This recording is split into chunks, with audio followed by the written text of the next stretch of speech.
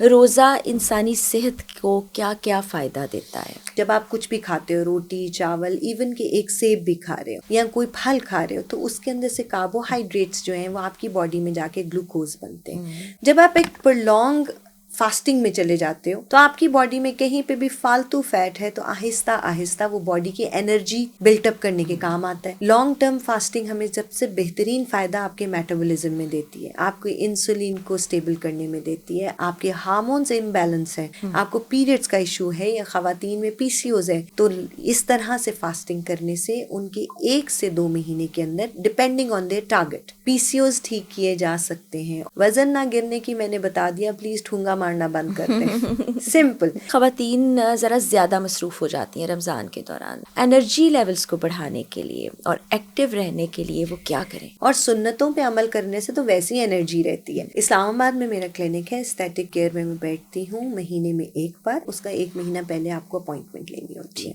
वहाँ token system है, आपको आके अपना टोकन लेना होगा। रमज़ान जैसे हम इंटरमिटेंट फास्टिंग की भी बात करें, कुछ लोग वैसे भी रोज़े रखते हैं, रोज़ा इंसानी सेहत को क्या क्या फ़ायदा देता है?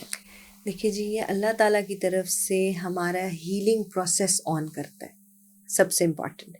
जिस तरह आप जब फास्टिंग करते हो, जब आप कुछ भी खाते हो, रोटी चावल, इवन कि एक सेब भी खा रहे हो या कोई फल खा रहे हो, तो उसके अंदर से कार्बोहाइड्रेट्स जो हैं वो आपकी बॉडी में जाके ग्लूकोज बनते हैं। ग्लूकोज जो है वो इंसुलिन की मदद से आपके सेल्स और ऑर्गन्स में जाता है।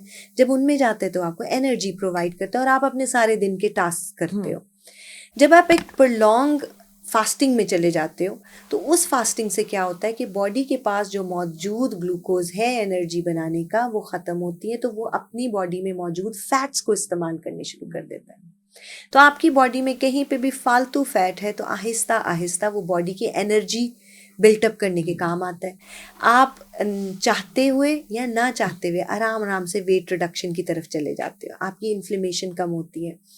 लॉन्ग टर्म फास्टिंग हमें सबसे बेहतरीन फ़ायदा आपके मेटाबॉलिज्म में देती है, आपको इंसुलिन को स्टेबल करने में देती है, आपका फैटी लिवर है तो उसको ठीक करेगी, आपकी डाइजेशन ख़राब है तो उसको ठीक करेगी। और याद रखें, आपके हार्मोन्स इम्बैलेंस है, आपको पीरियड्स का इशू है या खवातीन में पीसीओज है, तो इस तरह से फास्टिंग करने से उनके 1 से 2 महीने के अंदर depending on their target, let's suppose आप अपने बीएमआई पे जैसे ही आ जाते हो, तो उसके साथ ही आपका हीलिंग कंप्लीट होती है, आपके हार्मोन्स बैलेंस होते हैं, पीरियड्स हैं बच्चियों में तो वो नॉर्मल होने शुरू हो जाएंगे, पीसीओज ठीक किए जा सकते हैं। और ये एक लेम एक्सक्यूज है कि क्योंकि पीसीओज हैं और क्योंकि इंसुलिन रेजिस्टेंस है इसलिए हमारा वजन नहीं गिर रहा। वजन ना गिरने की मैंने बता दिया, प्लीज ठूंगा मारना बंद कर दें। सिंपल। और जो सब देख रहे होंगे वो ये जानते होंगे कि मैं बात ठीक कर रही हूँ, आप सारी उम्र से हैं डाइट पे, लेकिन आप चखना नहीं छोड़ रहे। तो आपको चखना छोड़ना है और अपने आप को प्रॉपर तरीके से फॉलो करने वाला बनाना है, तो यू कैन लूज वेट। अच्छा मासूमा साहबा, कुछ लोग ऐसे भी होते हैं जो डाइट भी फॉलो कर रहे होंगे, डाइट के अलावा बाकी जो साथ बैठे लोग हैं उनका खाना भी खा रहे होंगे, तो वो फिर कैसे वेट लूज करें? कर ही नहीं सकते ना। ये मैंने कहा ना कि आप अपने आप की सेटिस्फैक्शन के लिए कह रहे हो कि मैं डाइट कर रही हूँ, लेकिन आप नहीं डाइट करें। प्लीज अपने आप से सिंसियर हो जाए।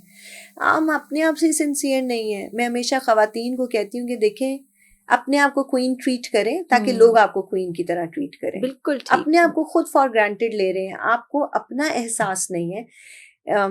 बच्चियां हंसती भी मेरी इस बात पे, लेकिन उनको लगती भी है। मैं कहती हूँ अपनी 4 इंच की जुबान तुम्हारे कंट्रोल में नहीं है जिसके अंदर जायका है। गले से नीचे नहीं आपको पता कि आपने बिरयानी खाई थी, निहारी खाई थी या स्मैश बर्गर खाया था। इस 4 इंच का जायका आपकी कंट्रोल में नहीं है, तो लोगों की 4 इंच के ऊपर परेशान क्यों होते हो जब वो आपके लिए चलती मोटी हो गई हो, अच्छी नहीं लग रही हो। आपने उनको ये पावर दी है कि वो आपके बारे में बोलें, क्योंकि आपकी जुबान आपके कंट्रोल में नहीं है। तो अपनी जुबान को कंट्रोल रखें, ठूंगा मारना बंद करें, अपने आप से सिंसियर हो, तो देखेंगे आपको कैसे दुनिया अच्छे तरीके से ट्रीट करती है। बिल्कुल।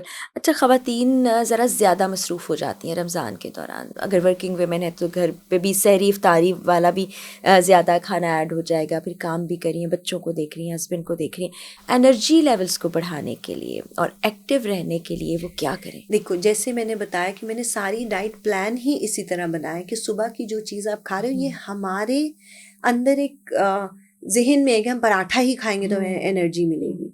आप एक नॉर्मल, तलवीना इज अ प्रॉपर अच्छी डाइट रिकमेंडेड बाय रसूल अल्लाह सल्लल्लाहु अलैहि वसल्लम, और सुन्नतों पे अमल करने से तो वैसी एनर्जी रहती है। सो एनर्जी कतन डाउन नहीं होगी। हाँ, जैसे रमज़ान के पहले 2 दिन सबके टफ होते हैं, नफ्स ज़रूर तंग करेगा।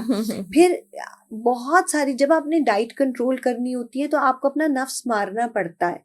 उसमें ये नहीं है कि आपको वीकनेस होगी तभी मैंने विटामिन्स बताए, तभी मैं बिल्कुल। डिटॉक्स और AKG सिरप देती हूँ कि उससे भूख भी कंट्रोल रहती है और एनर्जी भी डाउन नहीं होती। अच्छा, इससे पहले कि अगले सवाल पर जाएँ, मैं चाहती हूँ कि एड्रेस बता दें हमारे देखने वालों के लिए, क्योंकि सबसे ज़्यादा क्यूरी ये होती है कि कहाँ पर बैठती हैं तबीबा साहिबा। फिर ये सवाल भी होता है, कराची में क्या कोई क्लिनिक है, इस्लामाबाद में क्या कोई क्लिनिक है, या कोई और ब्रांच है? जी, इस्लामाबाद में मेरा क्लिनिक है। एस्थेटिक केयर में मैं बैठती हूँ महीने में 1 बार, उसका 1 महीना पहले आपको अपॉइंटमेंट लेनी होती है।